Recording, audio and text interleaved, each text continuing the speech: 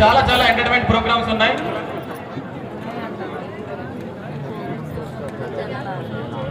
ప్రసాద వితరణ కార్యక్రమం జయప్రదం చేయవలసిందిగా ప్రార్థిస్తున్నామండి.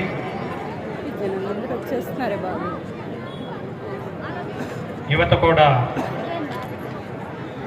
క్రమ పద్ధతిలో ప్రసాద వితరణ జరిగే పద్ధతిని పర్యవేక్షించవలసిందిగా మీ సహాయ సహకారాలు అందించవలసిందిగా కోరుతున్నామండి.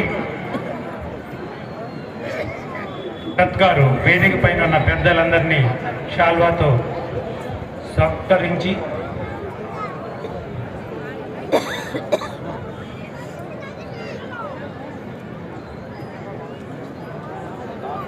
వారికి పూల మొక్కను బహుకరించి సన్మానిస్తున్నారు. హేమ గారిని కూడా శాల్వా